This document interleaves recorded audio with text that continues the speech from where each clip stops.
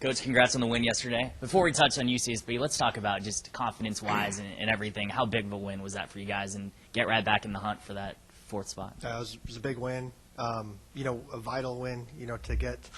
We knew going in that Davis and Fullerton, the two teams ahead of us, those are the teams that we have to catch or have to be concerned with. So 3 points is vital, especially at home. So, we're right back in the hunt, and we're happy about that. Talk about the big game with UCSB. It's been a while since you beat them. Yeah. Last time was, at Spanos Stadium, huge crowd. Just how exciting of a time is this for you guys? How much is at stake? How big of a game is this for you guys?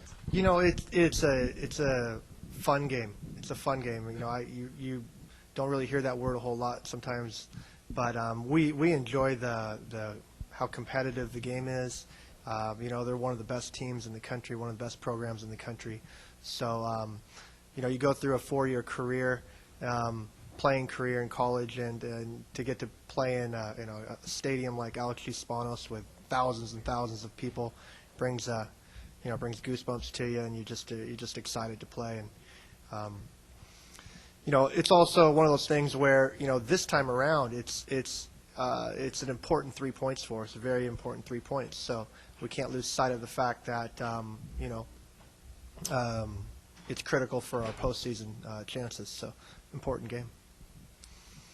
Santa Barbara hasn't lost since they played you. You seem to be, finding the back of the net a lot lately. Just kind of talk about the improvements you've seen in some of the tape you've watched on them, and what's it going to take to stop them. Well, they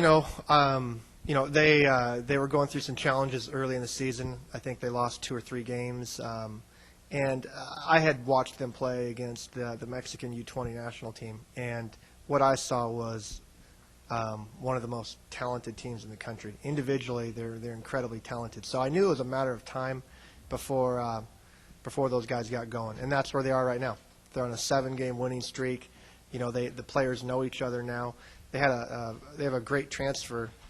Sam Garza transferred in from Denver University.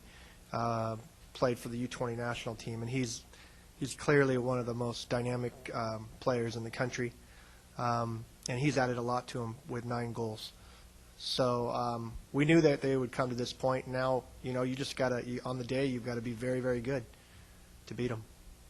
Talk about just kind of the weight off his shoulders for David yesterday, getting that goal. I asked you last week, has he kind of been putting a lot of pressure on him? So talk about that, and then just kind of what he's meant for this program now that especially because he's the all-time points leader for you guys. Well, it did, I think, take some pressure off him. You could tell when he scored the goal how it was almost like, just a big sigh of relief. It was a beautiful goal at that. I don't think there's any way not to take the pressure off yourself. When you're a goal scorer, that's really how you how people judge you is on your goals. We kept telling David that you can contribute in many different ways without actually scoring the goal. So keep working hard, and your goals will come. So, hopefully that's one of a few in these next last 3 or 4 games here. Coach, going into a game like this, you're talking about all the rivalry and stuff like that. It's a big game for many reasons. With that in mind, how do you take the pressure off the guys and just say, hey, let's just go out and play soccer and not worry about all this extraneous stuff? Or can you? Knowing that there's a lot on the line here. You definitely can, and we'll try to do that. I think there's that fine line of once again, there's really no way to hide the excitement of playing in front of that kind of crowd and against a top opponent. So you have to have a relaxed intensity, and that's an intensity, matched with some composure. And you go through, once again, it's a big thing that we're trying to teach these guys is if we can, at moments we're a very, very good team. And I think the thing that's going to push us over the top is to have games like this, more games like this, where we realize that we can be very, very composed and very, very good throughout the full 90 minutes and get results. That it's no surprise that this is a quality side. I'm so excited for Wednesday, very excited. to have another shot at these guys. What's not being here on campus? What's the word? What's the buzz here on campus? I mean, are we expecting a sellout crowd, just like we've seen in years past? I mean, you expect anything less than a sellout crowd? And oh, I can't tell you exactly how many people are going to be there, but yeah, I'm sure it's going to be a near capacity crowd. We've got an unbelievable student body here that supports their sports and like I said, the soccer community. And this is also the game each year that people that may not have been to a soccer game come out. This is a sporting event. This isn't a soccer game. This is a sporting event, and it's going to be one of the most exciting of the year, for sure.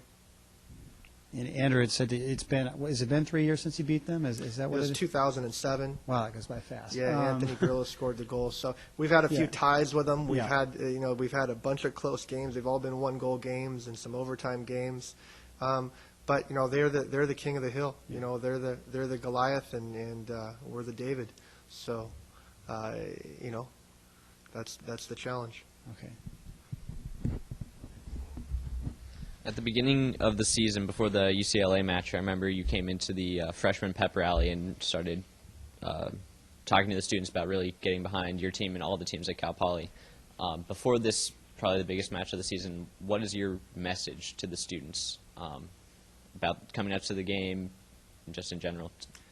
That they are powerful. Our students are powerful part of Cal Poly athletics. That they absolutely help the team, drive the team forward, inspire the team, and to never forget that, how important they are to the team's success.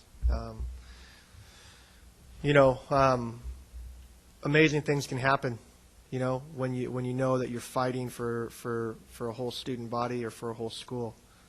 Big upsets can happen, and people tend to run a little bit faster, jump a little bit higher when there's a great home crowd. And you talked a little bit about the improvements UCSB has made since they played you, but your team has also drew the number 8 team in the country and then won the game this weekend. What have you seen specifically out of your players since that game as far as improvements go? Well, we've had more or less a healthy group of players over the last 10 games that have been playing together, and each game, we watch film, we train hard, we try to improve. So it's the natural course of a good team over the course of the season. We're getting a little bit better at everything that we do. So we're definitely a better team than in the beginning of the season, like a lot of good teams do. We've got our back line sorted, very, very healthy, solid guys that have been playing there. Patrick McLean is playing very good in goal for us. And you take a look at it. You take a look at our goalkeeper, our back four, our defensive midfield. They're all juniors. They're all going to return next year.